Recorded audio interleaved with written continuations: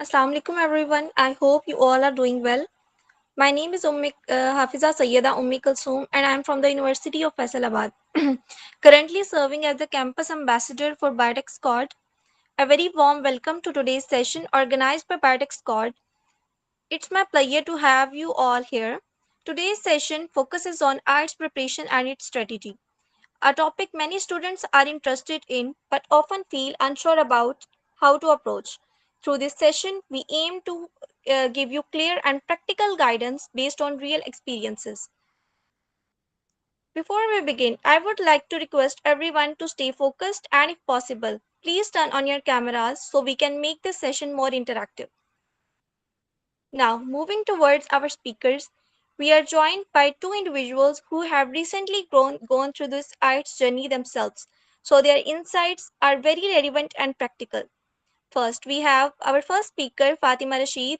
She is a biotechnology graduate who achieved an overall band 7 in arts. And with her, we have Mashal. She is also a biotechnology graduate and scored a band 7 in art speaking. Both of them will be sharing their preparation strategies, personal experiences, and the techniques that help them succeed. Before we begin, let me briefly walk you through today's session. First, our both speakers will share their strategies and experiences. After that, we will have a question and answer session where you will have the opportunity to ask the questions. So, I encourage you to stay engaged and note down anything you would like to ask. So, without any further delay, let's begin. I would like to invite our first speaker, Fatima Rashid, to start the session. Fatima, are you here? Yes, I am here. Am I audible? Yes. So, I would like to invite Fatima. Fatima, now the floor is yours.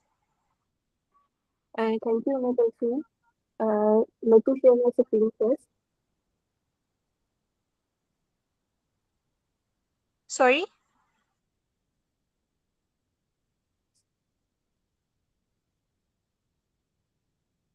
Okay.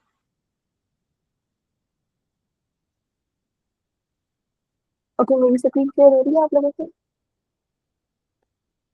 Yes, screen show हो रही है. Okay.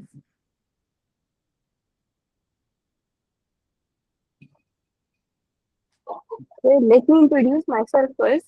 My name is Fatma Rashid and I am a biotechnology graduate from Kharja State University in Hyderabad. And I recently go through IELTS exam and scored a band, overall band 7. And today in this session, I'm going to share those insights with you which helped me to score that band. So let's start. तो सबसे पहले बात ये है कि मैंने जब आइल्स की तैयारी शुरू की थी तो पहले मैंने अपने आप को एक खुद सेल्फ एनालिसिस किया था तो मुझे पता चला कि मेरा जो स्पीकिंग का स्कोर है वो 5 to 5.5 है। Fatima sorry to interrupt kindly अपने मैक्सिमाइज कर दें स्क्रीन को ओके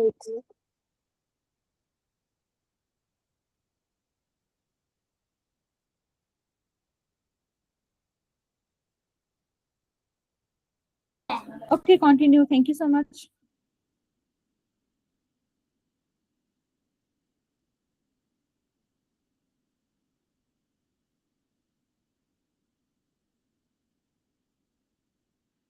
so let's continue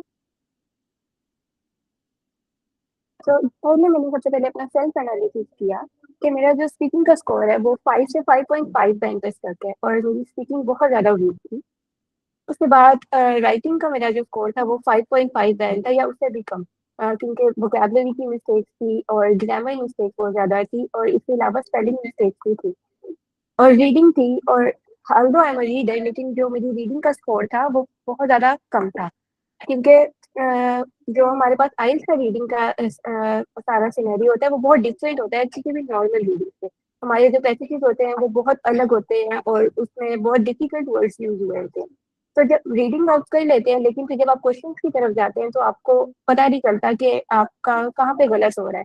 कहीं आप ट्रू फॉल्स में अपना लूज कर देते हैं मार्क्स, और कहीं पर समरी में। तो मैंने जब ये देखा कि मेरे जो स्कोर है वो इस बैंड पे स्टक है, कि मेरा जो नॉर्मल बैंड आ रहा है वो 5 और 5.5 के दरमियान है ओवरऑल। और लिसनिंग, इसके अलावा जो मेरी लिसनिंग थी उसमें भी बहुत ज़्यादा इश्यूज थे, कि मैं बहुत फास्ट पेस, जो हमारे नेटिव स्पीकर जो फास्ट पेस बात कर रहे होते हैं, मेरे को समझ नहीं पा रही थी। तो ये मेरा स्टार्टिंग पॉइंट था आइल्स के प्रेप के दौरान। देन मैंने अपने स्कोर को चेंज करने के लिए मैंने अपनी प्रैक्टिस प्रैक्टिस बिल्कुल खत्म कर दी, और मैंने एक प्रॉपर प्लान के साथ प्रैक्टिस करी थी।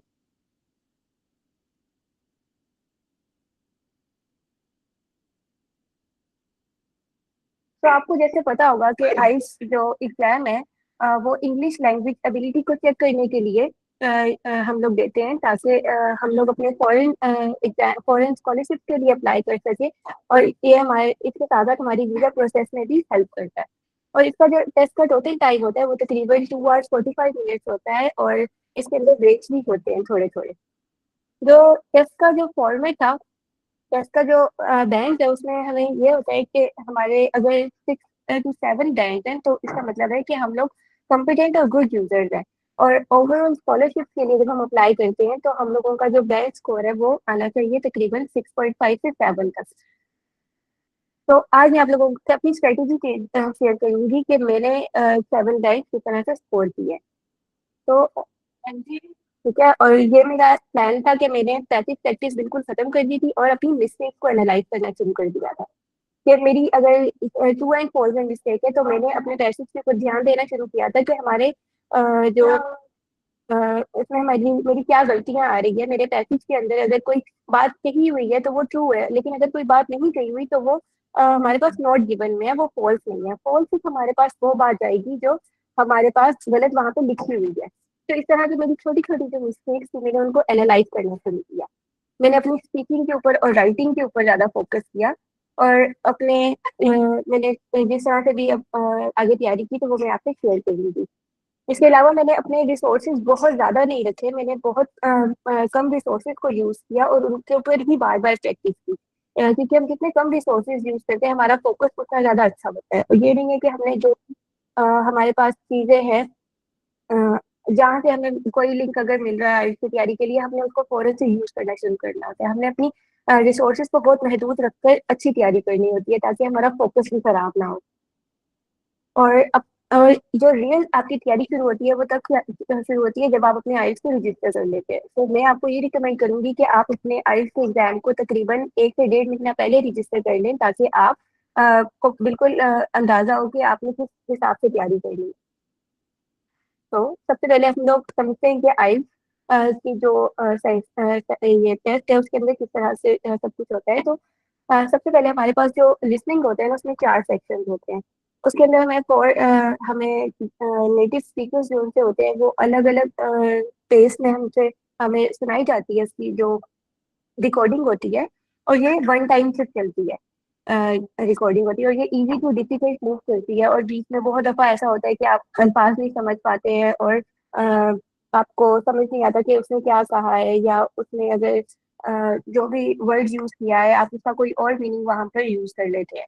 तो इन सब चीज़ों का ध्यान रखना होता है। तो लिसनिंग में आपको 4 रिकॉर्डिंग सुनाई जाती हैं, और आपको फिर उस हिसाब से एक एक करके क्वेश्चन एंड आंसर पूछे जाते हैं उस रिकॉर्डिंग से रिलेटेड। देन रीडिंग में आपके पास 3 पैसेजेस होते हैं, और अलग अलग तरह के क्वेश्चन एंड आंसर होते हैं। कहीं पर आपसे ट्रू एंड फॉल्स का पूछा जाता है, किसी में आपसे समरी कंप्लीशन का पूछा जाता है, किसी पैसेज में आपसे आपको हेडिंग्स कंप्लीट करने का कहता है, या हेडिंग्स मैच करने का कह देते हैं। तो ये रीडिंग में होता है। आप लोगों को यहाँ तक समझ आ रही है?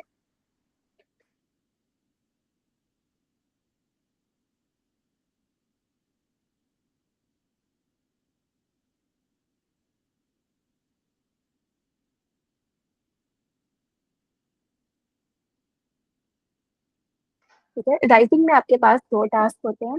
एक कि आपको किसी भी तरह का ग्राफ दे दिया जाता है, और आपको उसको एक्सप्लेन करना होता है। और दूसरे टास्क में आप लोगों को एक ऐसे दिया जाता है लिखने के लिए। और स्पीकिंग में आपकी रियल कन्वर्सेशन होती है आपके सामने। जो इंस्ट्रक्टर बैठा होता है या जो आप जिससे आपका स्पीकिंग का टेस्ट इवेलुएट करता है, वो आपकी रियल टाइम होती है और फेस टू फेस कन्वर्सेशन होती है उसके साथ। और वो आपको उसी टाइम आपको क्वेश्चंस पूछे जाते हैं और आपको उसी प्रश्न के साथ उसको जवाब देना होता है। तो ये हमारे पास आइल्स का एक बेसिक स्ट्रक्चर है।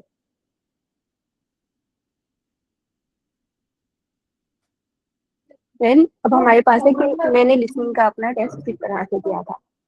अब ऑडियो स्टार्ट होने से पहले आपने जो चीज नोट कर दी, क्योंकि ऑडियो स्टार्ट होने से पहले आपके पास तकरीबन 1 से 1.5 मिनट का टाइम होता है और आपने उस ऑडियो के स्टार्ट होने से पहले क्वेश्चन को रीड कर लेना है और अपनी तरफ से आंसर को प्रिडिक्ट कर लेना है कि इसका आंसर कोई नाउन होगा, कोई नंबर होगा या किसी भी तरह की कोई और चीज है। आपने पहले से अपने आंसर को प्रिडिक्ट कर लेना है और क्वेश्चन को भी पहले रीड कर लेना है। और जब आपका ऑडियो आप सुन रहे होंगे, आपने ऑडियो के ऊपर फोकस करना है, तब आपने क्वेश्चन आंसर्स को नहीं देखना।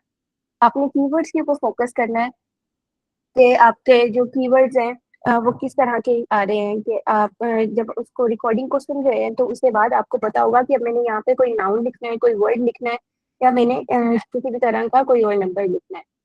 और आप उसके बाद ऑडियो जब आप खत्म हो जाए तो आपने चेक करना है अपने स्पेलिंग्स को। ओके, क्योंकि अगर आपने थोड़ी सी भी स्पेलिंग मिस्टेक कर ली है तो आपको आप अपना वो मार्क्स लूज कर देंगे और आपको कोई मार्क्स नहीं मिलेंगे। हालांकि आपका आंसर ठीक होगा लेकिन आपके स्पेलिंग गलत होने की वजह से आपका वो मार्क्स डिडक्ट हो जाएगा। जैसे मैंने एक मिस्टेक ये की थी जब मैं अपनी प्रैक्टिस कर रही थी कि मेरा जो आंसर था वहां पे $9 था, लेकिन अब वो $9 था, उसका जो डॉलर का साइन है वो वहां पे लगा हुआ था। लेकिन मैंने जब आप आंसर राइट किया तो मैंने $9 इस तरह से स्पेलिंग के साथ लिख दिया, तो मेरा इस वजह से ये आंसर गलत मार्क हो गया, क्योंकि मैंने देखा देखा नहीं कि मेरा जो डॉलर का साइन है वो ऑलरेडी वहां पे लगा हुआ है, तो मैंने खुद भी डॉलर लिख दिया। तो इस तरह से आपके ये आंसर गलत हो जाते हैं। तो आपने ये देखना होता है कि क्वेश्चन आपको जो क्वेश्चन बताया गया है उस क्वेश्चन में वर्ड लिमिट कितना है। अगर 2 वर्ड का आंसर दिया गया तो आपको सिर्फ 2 वर्ड लिखने हैं। अगर 1 वर्ड आंसर है तो आपने सिर्फ एक चीज लिखनी है, या तो 9 लिखते हैं और 9 आप या तो नंबर्स में लिख सकते हैं या फिर आप अपनी स्पेलिंग के साथ लिख सकते हैं, उसका कोई इशू नहीं है। और ये कि सेक्शन 4 जो होता है वो हमारे पास बेसिकली एक समरी कंप्लीशन होती है। तो उसमें हम लोगों ने आपने ध्यान रखना है कि उसको एक लेक्चर की तरह लिखना है और आपने कोई भी वर्ड मिस नहीं करना। और अगर आपसे कोई वर्ड मिस हो जाए तो आपने उसके ऊपर पैनिक नहीं करना, आपने नेक्स्ट वर्ड की तरफ मूव करना है, क्योंकि अगर आप पैनिक कर जाएंगे तो नेक्स्ट 2 to 3 वर्ड आपके मिस हो जाएंगे। क्लियर आपको लिसनिंग का पार्ट?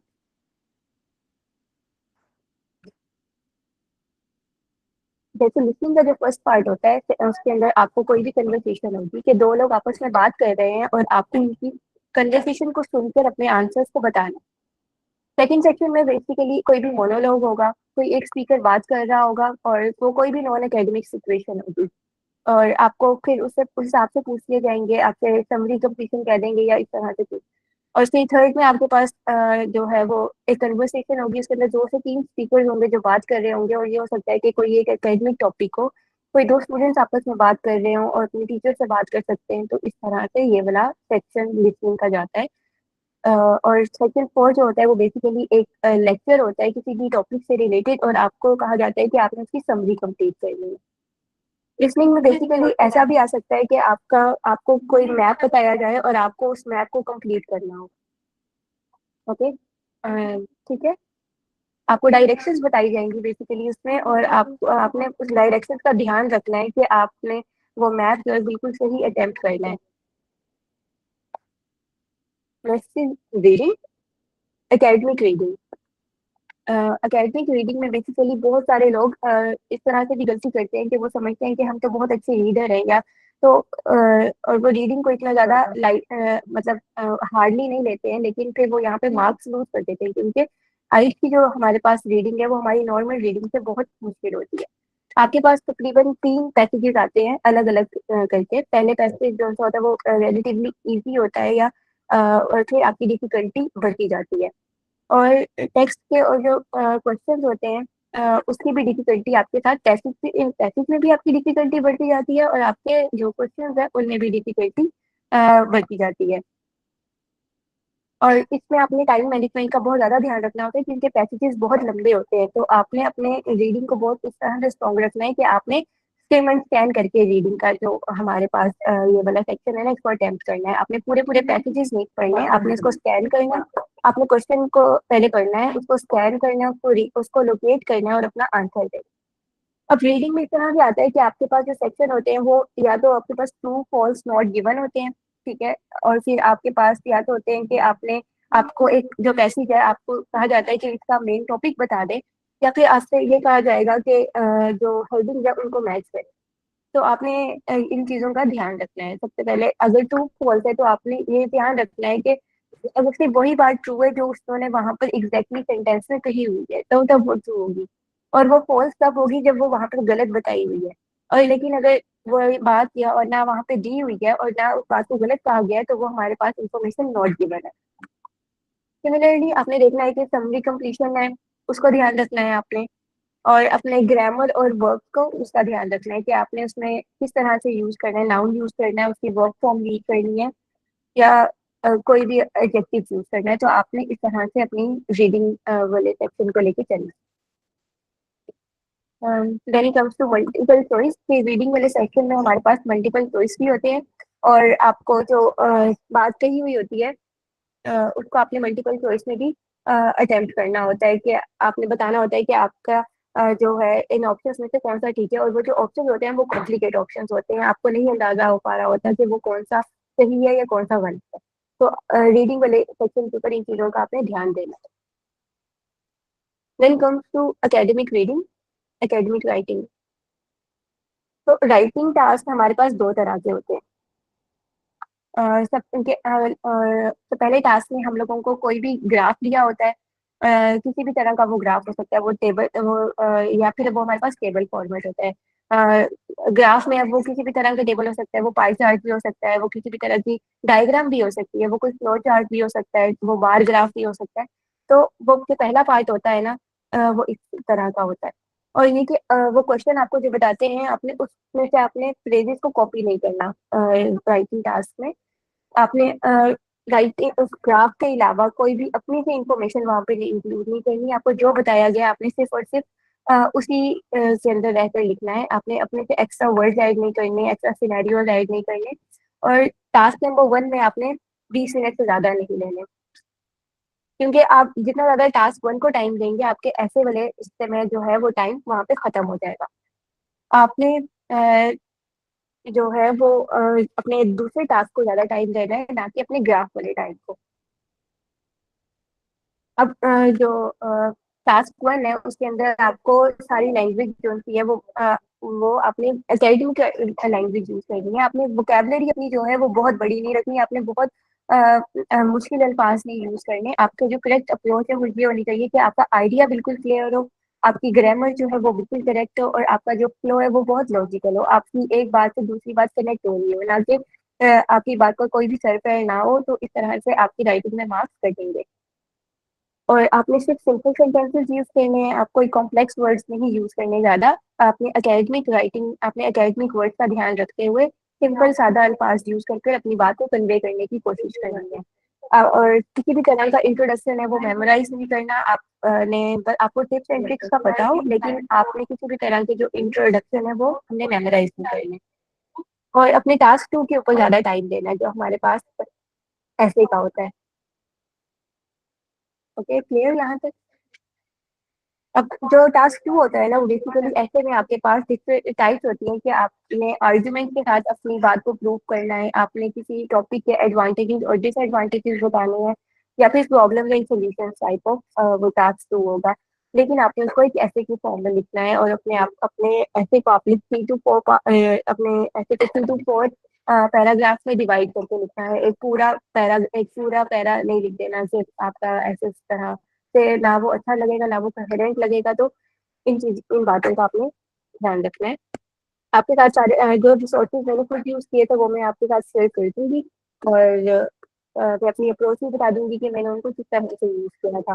तो स्पीकिंग का सेक्शन आपके साथ मशीन शेयर करूंगी, लेकिन पहले मैं आपको अपने रिसोर्सेज बता दूं कि मैंने कौन कौन से रिसोर्सेज यूज किए थे। मेरे जो एग्जैक्ट रिसोर्सेज थे वो ये थे कि मैंने ब्रिटिश काउंसिल का जो मटेरियल था, जो टेस्ट रजिस्टर करने के बाद मुझे प्रोवाइड किया गया था, मैंने वो यूज़ किया था। और जब मैंने टेस्ट रजिस्टर नहीं किया था, तब मैंने सबसे पहले टेक्सचर में अंडरस्टैंड करने के लिए मैंने मल्टी-ओमिक्स की जो आइल्स की प्लेलिस्ट थी, मैंने वो देखी थी। उसमें बस 4 वीडियोज़ थी और उससे मुझे पेपर का पूरा पैटर्न समझ आ गया था। मैंने अपनी स्पीकिंग और राइटिंग को क्लियर करने के लिए मैंने आइल्स एडवांटेज जो यूट्यूब चैनल है वो यूज़ किया था। और इसके अलावा मैंने ऑनलाइन टेस्ट प्रैक्टिस करने के लिए 2 ऑनलाइन वेबसाइट्स यूज़ की थी और ये सब मैंने अपनी रजिस्ट्रेशन करने से पहले कर लिया था। लेकिन जब हमने रजिस्टर कर लिया था तो उसके बाद जो हमें ब्रिटिश काउंसिल की तरफ से मटेरियल मिला था वो बहुत ज़्यादा अच्छा था और वो बहुत जामिया था, तो उससे बहुत अच्छी तैयारी थी। उसके अंदर टेस्ट भी थे और उसके अंदर आप प्रैक्टिस भी कर सकते हैं, आप अपनी स्कोर को और अपनी स्पीकिंग को सारा कुछ आप अपना चेक कर सकते हैं। और राइटिंग के लिए मैंने सिर्फ एक बुक यूज़ की थी और उसके अंदर सब कुछ बहुत डिटेल में बताया हुआ था कि किस तरह से हमने अपने ग्राफ्स को अटेम्प्ट करना है और किस तरह से हमने अपनी बाकी चीज़ें देखी हैं। और स्पीकिंग वाला सेक्शन आपसे मुझसे शेयर करेगी Anshul. Are you here? Yes, I'm here. Okay, over to आप अपनी स्क्रीन शेयर रहने दें, बस ये वाले स्लाइड को ओपन रखें. You. Okay, thank you so much. Firstly, let me introduce myself. So, everyone, this is Marshall, and I'm also graduate from biotechnology, and I have recently just performed my IELTS test, and in my speaking section, I have secured 7 ranks. अब the thing is कि ये बहुत ज़्यादा tough लगता है कि कुछ लोगों को बहुत ज्यादा इजी लगता है, कुछ लोगों को नॉर्मल लगता है, but trust me when it comes to IELTS it is very tough, not just because speaking for me I think one of the most easiest you can say a part or section whatever, लेकिन apart from speaking, reading, listening and writing, ये तीनों parts मेरे लिए बहुत ज्यादा मुश्किल थे. इसकी बहुत सारी रीजंस हैं. इट्स बिकॉज जब हमने अपनी प्रिपरेशन स्टार्ट की थी और जब मैंने अपनी ऑनलाइन वेबसाइट्स देखी और मैंने वहां से पढ़ना स्टार्ट किया और मैंने कहा चलो, अभी मैंने रजिस्ट्रेशन नहीं की थी IELTS से पहले, उससे पहले आई थॉट कि first I have to try कि मैं एटलीस्ट कहाँ पर स्टैंड करती हूँ. मैंने 1 मंथ बिफोर जो है ना, वो नॉर्मल जो आप कहते हैं, जिस तरह से हम कहते हैं लोकल वेबसाइट्स, वहां से मैंने ट्राई करना शुरू किया था. आप लोग भी काइंडली चेक कीजिएगा, एक IELTS प्रेपरेशन टेस्ट के नाम की वेबसाइट है, वो बहुत बेहतर है. तो वहां से मैंने प्रैक्टिस स्टार्ट की and I got to know कि मैं रीडिंग जो है वो मेरा मिस फातिमा ने बताया उनका 5.5, मेरा वो 4.5 और 4 था. वो 4 और 4.5 से ऊपर ही नहीं जा रहा था. एट द सेम टाइम जो मेरा राइटिंग था वो 6 पर ही मतलब स्टेबल था, वो ना 6 से ऊपर जा रहा था नहीं नीचे जा रहा था. ना जो लिसनिंग था ना वो बहुत बेहतर था, बहुत ही ज्यादा बेहतर था. वो ऐसे था 7, 7.5, 8, 8.5 पे भी चला जाता था. लेकिन इसकी थोड़ी सी स्टोरी है, वो मैं आपको एंड पे बताऊंगी. Now the part speaking is, ये इसलिए थोड़ा सा बेहतर था, इसकी मुझे जरा टेंशन भी कम थी, बिकॉज मैं बहुत टाइम पहले से ही जो है ना, आप कह रहे हैं कि फ्रॉम सिंस 2020 और 2021 when I bought my phone, तब से जो है मेरा जरा माइंडसेट इस तरह की चीजों के ऊपर था कि I have started like watching interviews और लाइक नेटफ्लिक्स सीरीज कुछ भी, because I really like this language English. At the same time I have my like jobs where I have to speak English most of the time, तो उस चीज ने भी मुझे थोड़ी सी हेल्प कर दी थी. But still I am, if you ask me, I am not like really happy with my bands which is 7 and speaking, because I feel like maybe I can, like I could do better, maybe I could do 7.5 or 8 but not 7. But still when I got to know about other bands or like other people who told me कि हम तो 6.5 पर आए हैं, हम 5 हैं, हमारा नहीं अच्छा आ रहा, then I got to know कि okay, it is very difficult also. But now if I'm telling you about resources, so it may like sound you fascinate, but trust me, जो आपको बेस्ट चीज हेल्प करेगी ना सबसे पहले, वो होगा कुछ भी इस तरह का सोशल मीडिया का रिसोर्स. क्योंकि all time we have mobile phone in our hands और हम जो है रील्स देख रहे हैं, हम फेसबुक पर कुछ स्क्रॉल कर रहे हैं, नेटफ्लिक्स सीरीज देख रहे हैं, इट कुड बी एनीथिंग. लेकिन जो आपको बेस्ट चीज हेल्प करेगी वो आपका यही वाली डिवाइस ही हेल्प करेगी. So trust me, first you have to start watching interviews, it could be anything. अगर मैं आपको ऑनेस्टली बताऊं अपना एक पर्सनल एक्सपीरियंस है, सो हम और जो इंडियंस है ना, हमारी लैंग्वेज चूंकि जरा सेम है, 90-80% वो हिंदी बोलते हैं, नाम हिंदी है, हम उर्दू बोलते हैं, बस कुछ वर्ड्स का ही फर्क होता है. लेकिन जब हम फिर इंग्लिश बोलते हैं ना, तो हम एक दूसरे को बहुत अच्छे से अंडरस्टैंड कर पाते हैं, क्योंकि कोई एक फैसिनेट सा एक्सेंट नहीं होता, नॉर्मल एक्सेंट होता है, जैसे हमारा होता है वैसे ही उनका होता है. सो इस वजह से जब मैंने स्टार्ट किया था तो मैंने पहले उनके इंटरव्यूज देखने शुरू किए थे. अब उनके जो आप कहते हैं किसी भी आप बॉलीवुड एक्टर को ले लें, एक्ट्रेस को ले लें, उनके साथ उनके इंटरव्यूज हो रहे हैं, वो एक जरा फन टाइम भी हो जाता था और मैं उनके इंटरव्यूज सुनती थी जिससे मुझे बहुत ज्यादा हेल्प होती थी. और मैं हमेशा सब टाइटल्स ऑन रखती हूँ। ये मेरी आप कहने एक हैबिट है जो कि मुझे तो अब मेरे लिए वो गुड हैबिट बन गई कि मैं सब टाइटल्स ऑन रखती थी।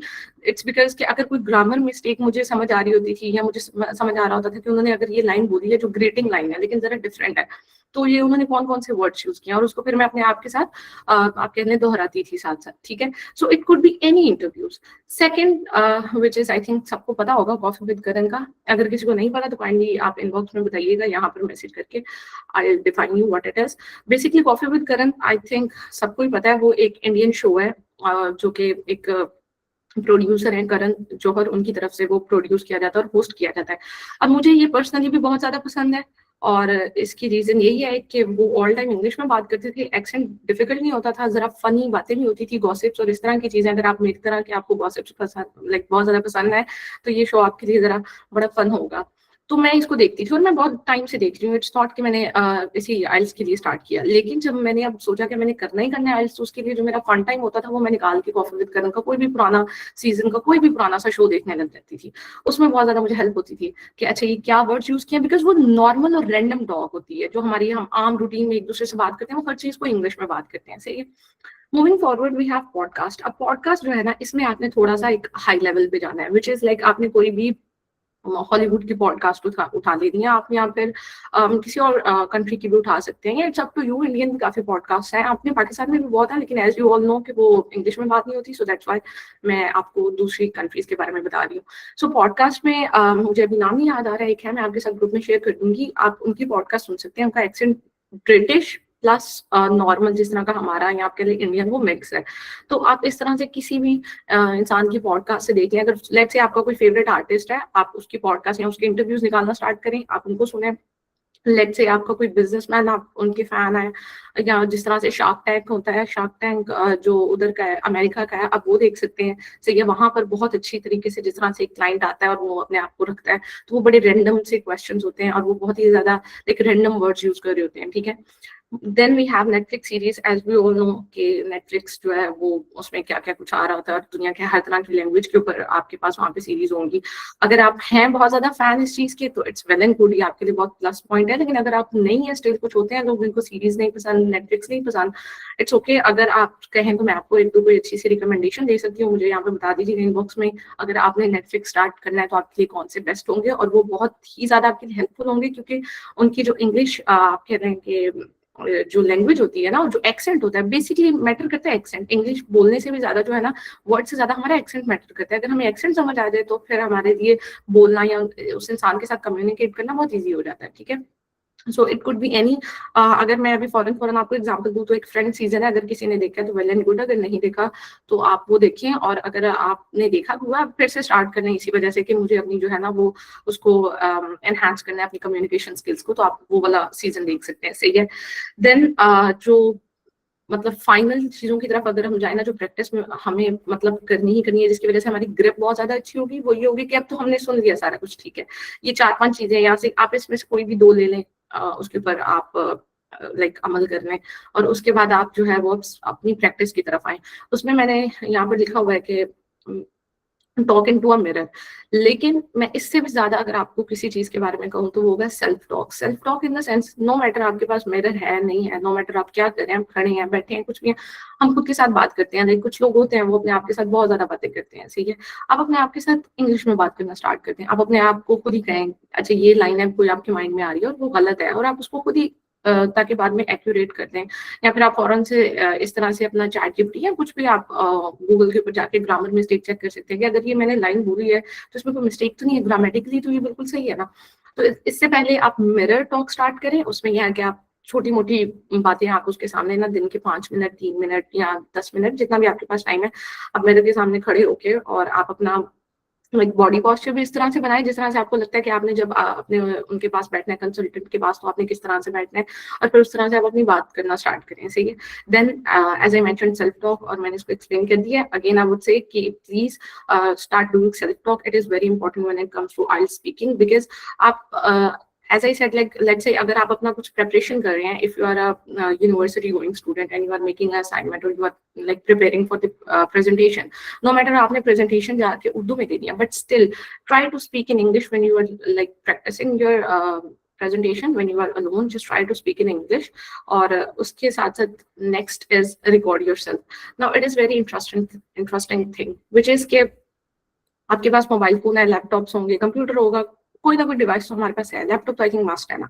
सो ये काम करना स्टार्ट करें व्हेन यू नो कि अच्छा मैंने सेल्फ टॉक कर ली, मैंने इनफ इंटरव्यूज टाइप देख लिए, मुझे ग्रामर स्किप समझ आने लग गई है एंड अब मैं जो हूँ ना वो कॉन्फिडेंटली बात कर सकता हूँ या कर सकती हूँ, सही है. So start recording yourself. अपना मोबाइल रखें अपने सामने और कोई भी अपने लिए खुद के लिए रिकॉर्ड करें, 1 मिनट की, 2 मिनट की, 3 मिनट की video, it's all up to you. Start करें बेशक सेकंड्स के अंदर, सही है. अब अपनी बात करना स्टार्ट करें और आप उसमें कुछ भी, it could be any topic, आप अपने आप का इंटरव्यू देने लग जाए. लेट्स से कि आपने जो बनना है आप उसमें सक्सेसफुल हो गए और आप उसके लिए जो है ना वो किसी को इंटरव्यू दे रहे हैं, तो आप किस तरह के क्वेश्चंस करेंगे. And I am really like I am pretty sure कि ये काम हम जितने भी यहाँ पे लोग हैं सभी करते होंगे. सो नाउ आप इसको जो है जरा प्रोफेशनली करना स्टार्ट करते हैं और रेगुलर बेसिस पर करना स्टार्ट करते हैं. And then use AI tools such as like ChatGPT or like Claude, which is for grammar mistakes. अगर let's say आपने अपनी वीडियो बनाई, आप उससे पहले let's say आप अपने स्क्रिप्ट लिखी, स्क्रिप्ट जो है वो आप उनको दें और आप उनसे पूछें is there any grammar mistakes or like is there anything I should have to change, और कुछ भी इस तरह का आप उन्हें बता, like is this sentence is correct, no matter अगर ग्रामर मिस्टेक वो नहीं भी बताता ना, बाजू का ऐसा होता है कि हमारे सेंटेंस जो है वो करेक्ट नहीं होता, उसकी लाइन ही सही बन रही होती, हमें वो सही लग रही होती है लेकिन वो होती नहीं है, ठीक है.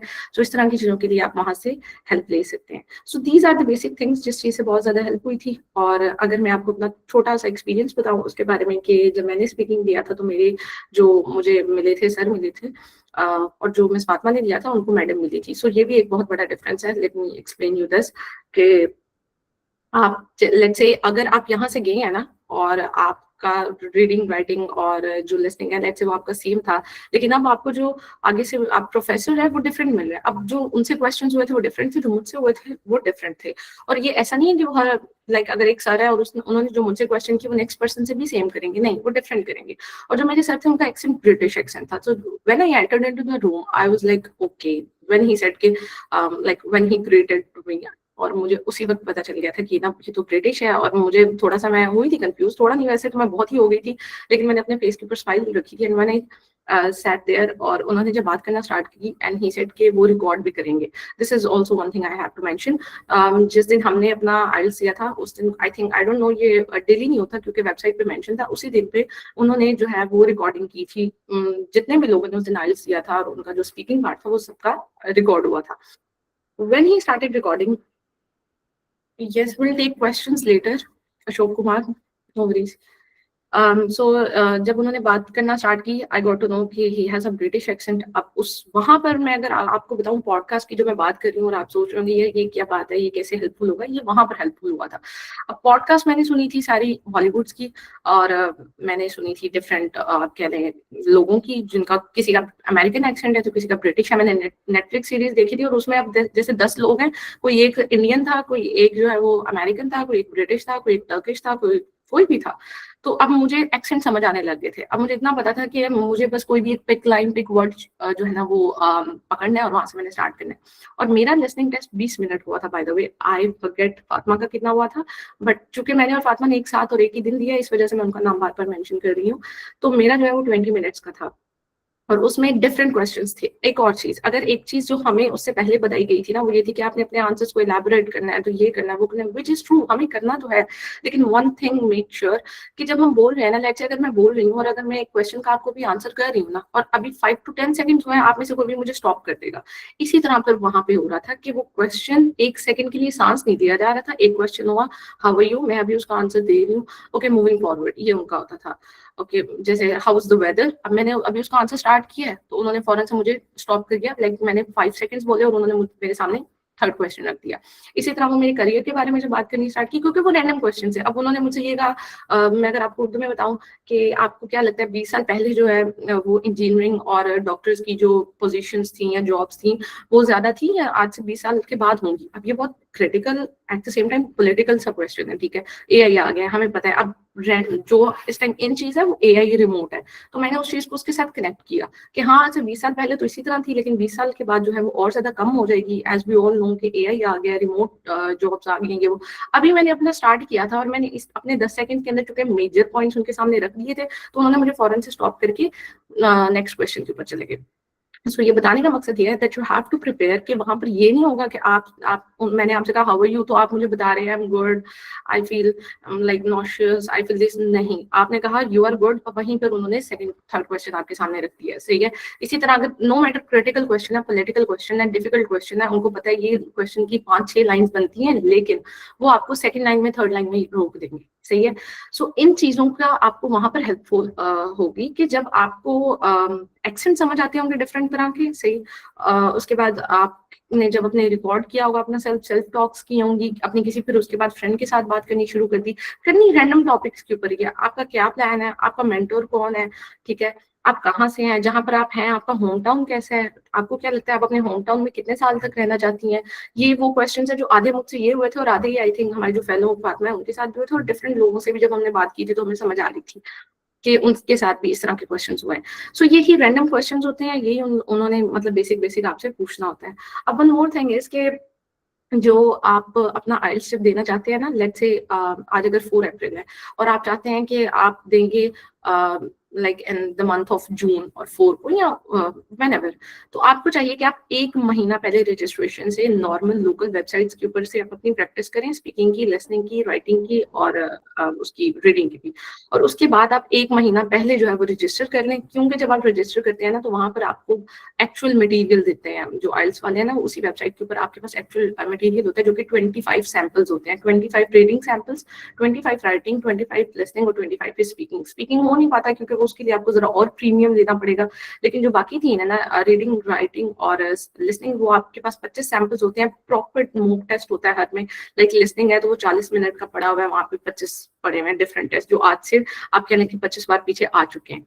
इसी तरह से बाकी सारे भी हैं। सो आप उनको मतलब देने की कोशिश करें। फिर भी मैं यही कहूंगी कि 1 महीना पहले स्टार्ट करें। लेट्स से अगर आपको आपकी वीक भी है लिसनिंग, आपको लगा कि मैं नहीं हूँ इतनी ज्यादा इसमें लाइक ठीक है कुछ भी, तो आपके पास स्टिल टाइम होगा कि आप लोकल वेबसाइट्स के ऊपर से भी और ज्यादा प्रैक्टिस कर सकेंगी।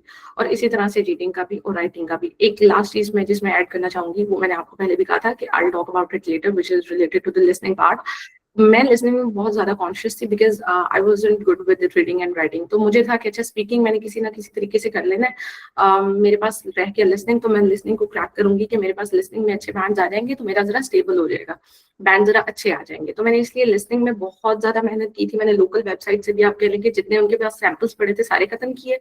जब मेरा आया उसका आइल्स पे हमने रजिस्टर किया तो वहाँ पे 25 सैंपल्स थे, मैंने वो भी सारे कंप्लीट कर लिए थे। और जिस दिन मेरे पेपर की रात थी उस दिन जो है वो मैंने अपनी ये जो फेलो फातिमा इनके लैपटॉप से भी 2-3 आई थिंक लिसनिंग की और ज्यादा सैंपल्स जो थे ना उनकी प्रैक्टिस कर ली थी। और जो मेरा लास्ट बैंड मुझे लिसनिंग आया था वो 7.5 था, लेकिन जो मैंने जब रियल में दिया है और जो मेरे एक्चुअल बैंड लिसनिंग में आया वो 6.5 आए हैं, जो कि मतलब मेरे लिए बहुत ही बड़ा एक आप कह रहे हैं कि ट्रॉमा था, शॉक था, क्योंकि मुझे ये था कि लिसनिंग में तो मेरे इतने कम आ ही नहीं सकते। ये आपको अपना एक्सपीरियंस बताने की एक रीजन ये है कि नो मैटर आपने कितनी प्रैक्टिस की है, आपने क्या क्या किया, क्या क्या नहीं किया, आप बिल्कुल कॉन्फिडेंट हैं कि हाँ यार ये तो मेरा बिल्कुल सही होगा ही होगा, मुझे इस पे तो पूरा बिलीव है। सो यू नेवर नो कि कब क्या हो जाएगा आगे जाके। और जब मैं लिसनिंग करके आई हूँ, इनफैक्ट जब मैं लिसनिंग खत्म किया और हम लोग राइटिंग और रीडिंग के ऊपर शिफ्ट हो रहे हैं, उसी वक्त मैंने अपने आप को 10-15 सेकंड दिया और मैंने खुद से कहा है अपने माइंड में कि अच्छा लिसनिंग तो बहुत अच्छा हो गया, मे बी मिनिमम 3 गलत हो जाएंगे, लेकिन अगर मैं खुद को फिर भी एक मार्जिन देती हूँ कि मैक्सिमम मेरे कितने गलत होंगे, वो आई थिंक 5 हो जाएंगे, इससे ज्यादा तो नहीं ना होने वाले। मैंने खुद को ये कह दिया कि इससे ज्यादा तो नहीं होने वाले ना।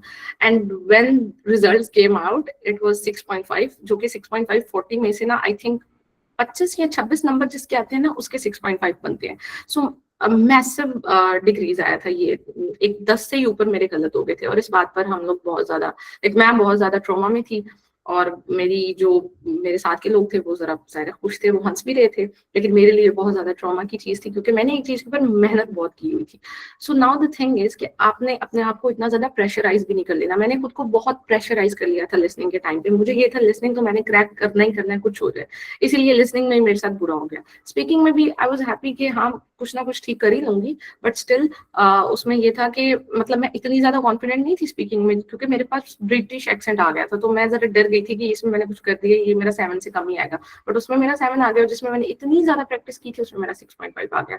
सो firstly you don't have to pressurize yourself. और उसमें ये अब मुझे बाद में यही समझ आई थी, शायद मैं बहुत ज्यादा प्रेशर में थी और मैंने वो पिक लाइन्स ही सारी मिस कर दी थी जो हमारे पास यानी कि जो बोल रहे थे जहाँ से हमने वो टेस्ट करना था। हो सकता है मैंने किसी ना किसी जगह पे इसी तरह की मिस्टेक्स की हैं। एक मुझे जो याद है, जो फातिमा ने भी मेंशन की थी स्पेलिंग्स की, चीज थी फ्लावर और मैंने लिख दिया फ्लावर्स। अब मैंने सिर्फ एस लिखा है, वर्ड तो सेम है फ्लावर, लेकिन मेरा वो एक गलत हुआ होगा, वो मुझे बाद में याद आ गया था कि ये तो मेरा पक्का गलत हुआ होगा। So these are the things that you have to take care. आपको पहले से भी करनी होगी, छोटे छोटे नोट्स बना के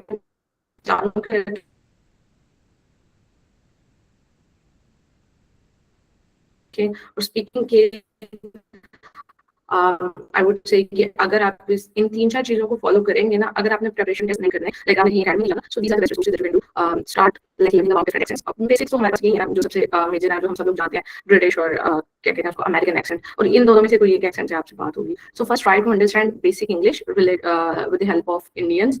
आई नो हमारे उनके साथ बहुत सारे कॉन्फ्लिक्ट चल रहे होते हैं, बट स्टिल अभी यहाँ पे चूंकि अपने काम की बात है तो जाहिर है हमें वहाँ से हेल्प लेनी होगी। तो आप वहाँ के थोड़े से इंटरव्यू स्टार्ट करें, देखना है, and then move forward to the Hollywood, और वहां से आप कोई भी लाइक मूवीज देखना स्टार्ट करें, पॉडकास्ट सुनना स्टार्ट करें। It's all up to you, जो भी आपको पसंद है, but it has to be in English. Thank you.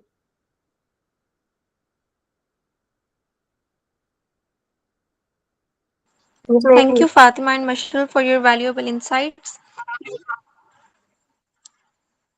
Your tips and strategies were easy to follow and very practical. I'm sure our audience found them very helpful. Now we will move towards our question and answer session. I would encourage everyone to actively participate. You can either unmute yourself or ask your questions in simply or write in the chat box. Feel free to ask. This is a great opportunity to get clarity or anything you are unsure about. If anyone have any questions, they can ask.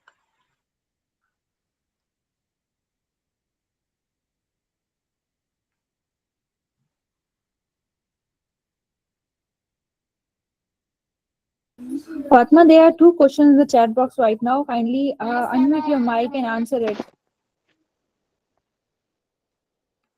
The first question is, how can I improve my speaking skills? Please give me some tips.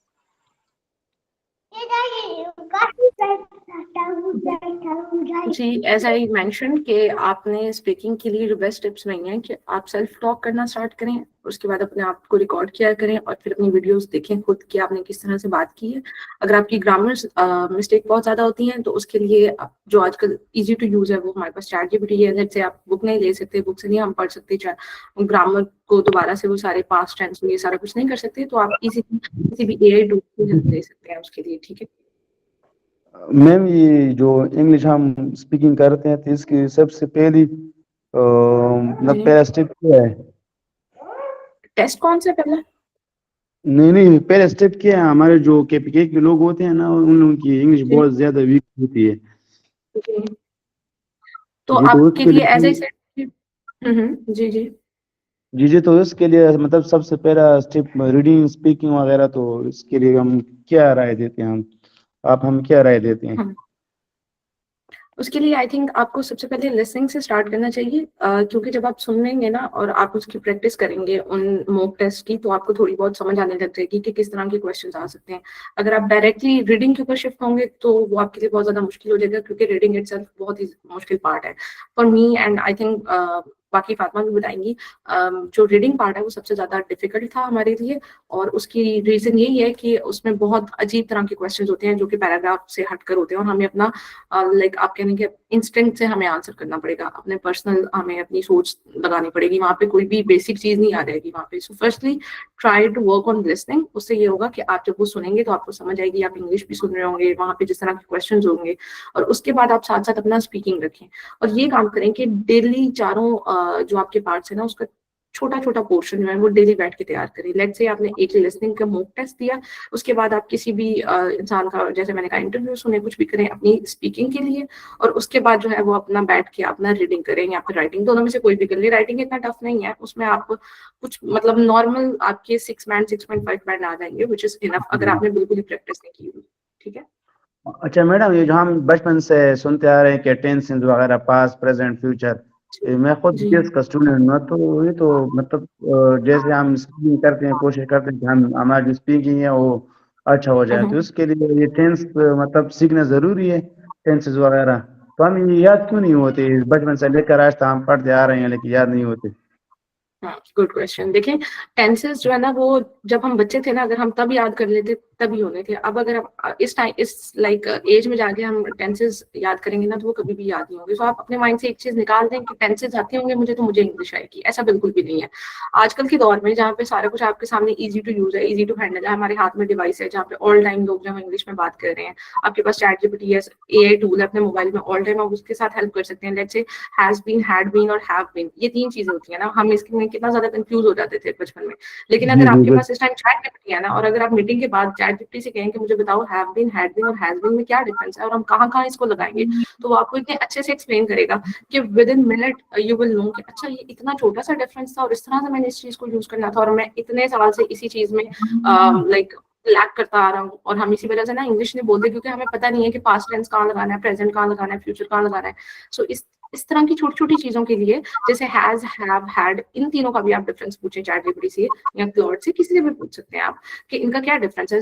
Direct आप tenses के बारे में नहीं सोचिए इस time, और ना ही आप किसी बुक के बारे में सोचिए। आप सिंपली जो हमारे पास इजी टू यूज टूल्स है ना इस टाइम, उनको यूज करें, और उनकी हेल्प से आप अपनी थोड़ी सी जो है ना ग्रामर को उसको ठीक करें। जब आपकी ग्रामर ठीक हो गई तो आपकी जी जी स्पीकिंग भी बेहतर हो जाएगी। दूसरी बात, सामने वाला जो कंसल्टेंट होता है ना, उनको पता होता है कि we are not from like speaking English speaking जी बैकग्राउंड, ठीक है, हम पाकिस्तानी जी हैं, हमारी नेटिव लैंग्वेज जो है वो उर्दू है।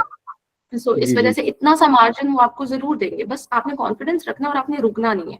जो लिसनिंग में बेस्ट चीज है ना, वो ये है कि आपने रुकना नहीं है। जिस तरह हम कह रहे हैं ना, वी आर अनस्टॉपेबल, आपने वहां पर वो बनना है, आपने अनस्टॉपेबल बनना है। उन्होंने आपके सामने अगर तीसरा क्वेश्चन रखा है, तो आपने उस तीसरे क्वेश्चन का with in second answer start कर देना है। वो चौथा रखेंगे, आपने चौथे को भी कर देना है।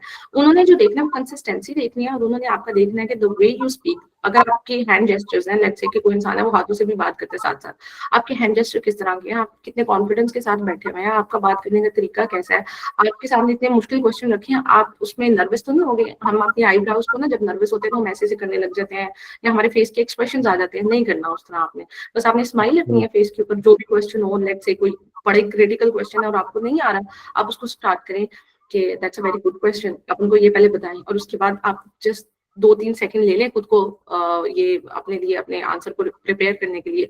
कुछ लोग बहुत ज्यादा जब नर्वस हो जाते हैं तो कंसल्टेंट आपको टाइम भी देता है, वो कहता है कि take your time, no worries. लेकिन जहां पर आपको पता है कंसल्टेंट टाइम नहीं दे रहा, वहां पर आपने अपना कॉन्फिडेंस लूज नहीं करना। सो इसमें ग्रामर का उस तरह से टेंसेस का काम नहीं है, ग्रामर का काम है थोड़ा बहुत, लेकिन वो आपको चैट जीपीटी इजीली समझा देगा। सही है madam, thank you madam, thank you. Assalamu alaikum. Am I audible? Yes, you are. Okay, so I have this question that you have pre-analyzed yourself, like you've got 4.5 band or like Yeah. maybe whatever it was. But then where did you go and find that out? Like how did you do your pre-analysis, or like you self-analyzed about your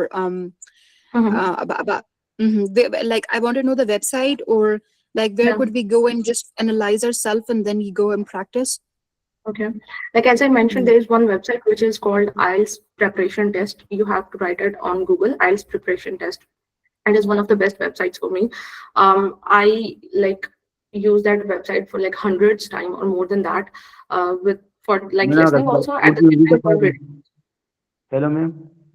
जी बताइए। जी इसमें सवाल किए जरा उर्दू में कर ली कि तब क्या हुआ? जी वो कह रही हैं कि जब हमने अपना बताया था, मैंने और जो हमारी दूसरी हैं फातिमा, उन्होंने कि हम पहले बहुत ही खराब बैंड आए थे हमारे, जैसे मेरे 4 आया था, 4.5 आया था जब मैंने खुद का टेस्ट लिया। तो वो ये पूछ रही है कि ऐसी कौन सी वेबसाइट्स हमने यूज की थी जहाँ से फिर हमें ये पता चला था कि हमारे कितने बैंड्स हैं, और हमने ऐसी फिर कौन सी यूज की थी जिससे हमारे बैंड जो है वो अच्छे हुए थे। तो उसके लिए अच्छा मैं अच्छा बता रही हूँ सही आपको। आइल्स प्रेपरेशन टेस्ट बहुत अच्छी वेबसाइट है। एट द सेम टाइम अगर आप लिखेंगे ना गूगल के ऊपर जाके कि any free preparation websites for IELTS, तो बहुत सारी आ जाती हैं। तो आप जरा उसको स्क्रॉल करें, थोड़ा सा स्टार्ट करें देखना, 1 2 3 4 के बाद आपको समझ आ जाएगी कि this one is best for me, ठीक है। और रीडिंग के लिए और लिसनिंग के लिए बेसिकली वो होती है। राइटिंग के लिए ये आपको क्वेश्चन मिल जाते हैं वेबसाइट से, लेकिन वो आपको आंसर जज नहीं करेंगे।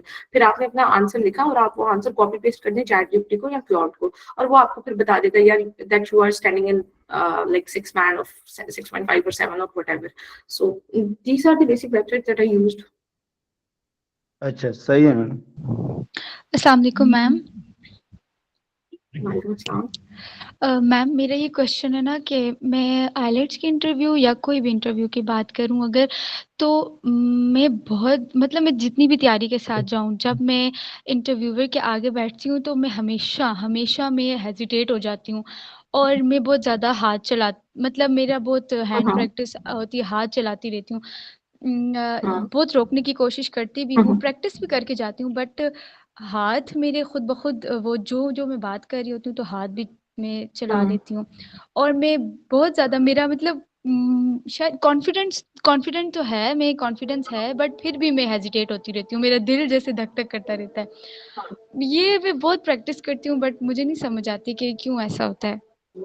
ओके, देखो ये बहुत ही नॉर्मल सी चीज़ है।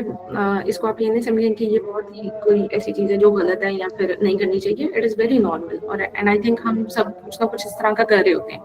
इसको कहते हैं कि उर्दू में हम कहते हैं कि फलाना इंसान हाथों से भी बात करता है, which is not bad at all, लेकिन डिपेंड करता है कि आपके जेस्चर्स, हैंड जेस्चर्स किस तरह के हैं। लेट्स से कि अगर आप बात कर रही हैं ना, तो आपके हैंड जो है वो बहुत ज्यादा नहीं ऊपर हो जाने चाहिए। वो आपके लाइक अगर आप बैठी हैं लेट्स से, तो मेरे हाथ जो है ना वो मेरे हाफ बॉडी के बिलो ही रहने चाहिए, क्योंकि मैं खुद एक ऐसी इंसान हूँ जो कि बहुत ज्यादा हैंड जेस्चर्स यूज करती हूँ। और मैंने उसमें आइल्स में भी किए थे, और मैं नोट कर रही थी कि जो सामने वाले मेरे कंसल्टेंट है वो बार बार ना मेरे हाथों की तरफ जा रहे हैं, और फिर मैंने उस चीज को उस टाइम थोड़ा सा कंट्रोल भी करने की कोशिश की। बट स्टिल आई नो, और एज वी ऑल नो कि ये लाइक रैंडम, ये एक नेचुरल चीज है, इसको हम बदल नहीं सकते।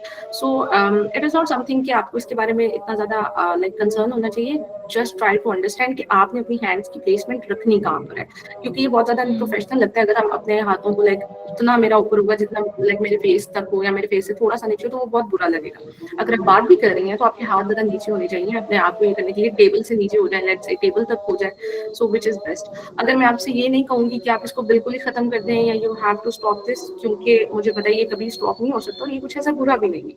So just be with it. Okay okay, thank you.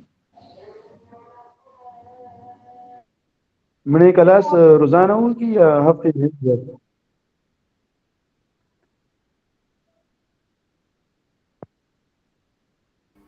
अपना आंसर कीजिए।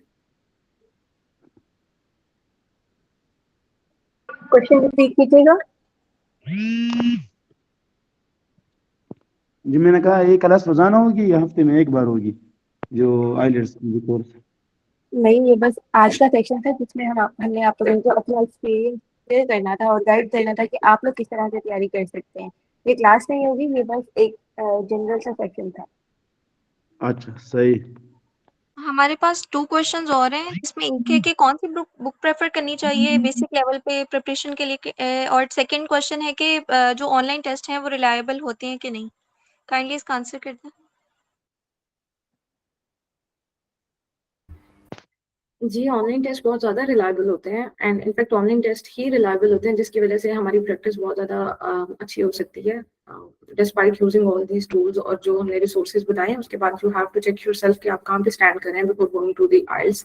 तो आपने कोई भी ऑनलाइन वेबसाइट लेनी है, वहाँ से पहले आपने अपने लाइक प्रैक्टिस करनी है टेस्ट की, और वो रियल होते हैं। लाइक हमने बुक्स भी ऑर्डर कर ली थी आइल्स की। अब one thing I have to clear कि 2 तरह के टेस्ट होते हैं, एक कंप्यूटर बेस्ड होता है और एक दूसरा होता है आई थिंक रिटन बेस्ड कहते हैं उसको, आई डोंट नो। तो हमारा कंप्यूटर बेस्ड था और हमें पता नहीं था, और हमने बुक्स ऑर्डर करनी थी, और जब बुक्स आई हमें ये था शायद बुक्स के अंदर कोई लाइक सैम्पल्स होंगे या कोई इस तरह की ग्रामर और इससे रिलेटेड चीजें होंगी जिससे हमने याद करना है। बट जब बुक्स आई थी तब वी गॉट टू नो कि वो सैम्पल टेस्ट थे उसके अंदर, सही है। सो इस वजह से आपने जो है ना वही सैम्पल टेस्ट जब हमने ऑनलाइन वेबसाइट्स निकाली प्रैक्टिस करने के लिए तो सेम टेस्ट आता था जो हमारी बुक्स में भी होता था। सो हमें समझ आ गई कि ये वेबसाइट जो है ये बिल्कुल ठीक है। क्यों? क्योंकि उसमें भी वही टेस्ट आ रहा है जो हमारे पास हमारी बुक्स के अंदर आ रहा है। ये बात मैं इसलिए कर रही हूँ रीडिंग और लिसनिंग की स्पेशली, क्योंकि यही दो चीजें जो हम ऑनलाइन परफॉर्म कर सकते हैं। तो जो लिसनिंग का हम मॉक टेस्ट में करती थी उसमें जो सेशन आता था और फिर जब मैं लिसनिंग की बुक उठा के देखी एक दिन मैं स्क्रॉल कर रही थी and then I got to know कि ये तो सेम टेस्ट है, ये सेम वर्डिंग है, ये सेम क्वेश्चन है जो मैंने अभी अपने टेस्ट में लिए थे। सो जितनी भी जो मैंने आपको एक वेबसाइट बताई है ना वो तो बहुत ज्यादा रिलायबल है, क्योंकि उसको मैंने ऑलमोस्ट उसके सारे के सारे सेशंस लिए थे, मॉक टेस्ट लिए थे, और वो सारे के सारे जो है वो बुक्स में भी थे। सो आप उसमें जा सकते हैं। आइस प्रिपरेशन टेस्ट मैं दोबारा से रिपीट कर रही हूँ। और उसके बाद जिन्होंने कहा reading the books written by British writers, हाँ ये बहुत ज्यादा हेल्पफुल है। लेकिन ये अगर आप ये कहेंगे कि रीडिंग के मामले में हेल्पफुल है तो वो रीडिंग के मामले में इतना हेल्पफुल नहीं होगा। मेरे बहुत ही बुरे बैंड आए हैं रीडिंग में, तो इसमें मैं कुछ बेहतर नहीं बता सकती। फातिमा आपको ज्यादा बेहतर बताएंगी। ऑल्दो मैं और फातिमा हम दोनों ही रीडर्स हैं और हम लाइक आप कह लें कि हमने हंड्रेड्स ऑफ बुक्स पढ़ी हुई हैं, इंग्लिश भी और उर्दू भी। लेकिन एट द सेम टाइम जब रीडिंग का आया था तो जैसा मैंने कहा मेरे बहुत ही बुरे बैंड्स हैं कि मैं बता भी नहीं सकती कितने हैं। तो इसमें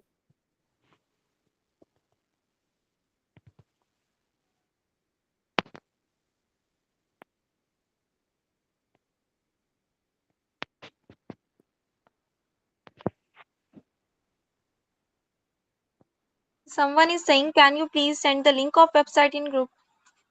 जितने भी रिसोर्सेज हैं और बुक्स हैं मैं वो आपको व्हाट्सएप ग्रुप पे शेयर कर दूंगी ताकि आप लोग आसानी से देख सकें कि कौन कौन सी वेबसाइट हमने यूज की है। और ये कि जो बुक्स रीडिंग है मुझे उसमें हेल्प हुई थी, क्योंकि जब हम लोग बुक्स पढ़ते हैं ना तो हम लोगों को आदत स्किम करने की हो जाती है। तो बुक रीडिंग इस लिहाज से अच्छी है कि आपको जब स्किमिंग की आदत हो जाती है आप वह जो आपका पैसेज है उसको पढ़ने में ज़्यादा देर नहीं लगती है आपकी। लेकिन वो अब डिफरेंट होती है जो आइल्स की हमारे पास रीडिंग है उससे। तो इतना ज़्यादा हमें फ़र्क नहीं पड़ता, लेकिन स्किमिंग के लिहाज से वो अच्छी होती है। बुक्स पढ़ना अच्छी बात है कि हमें ज़्यादा टाइम नहीं लगता उन पैराग्राफ्स को स्किम करने में और उसमें से जो हमारी मेन इंफॉर्मेशन है उसको निकालने में। ठीक है। Okay, thank you so much, Fatima and Mashal, for sharing such insightful, valuable insights. So, before we conclude, I would like to make an announcement. I would like to briefly share about our upcoming session. Our next session will focus on remote job hunting, that how students can start earning while managing their studies. We will be discussing practical steps, useful skills, and real opportunities. Make sure to stay connected with Bartek Squad.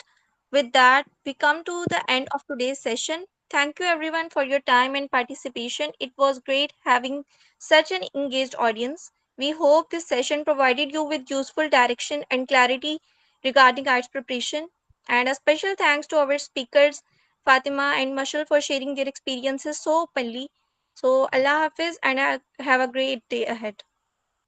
Allah Hafiz, everyone. अल्लाह हाफ़िज़। Thank you so much. You guys can leave.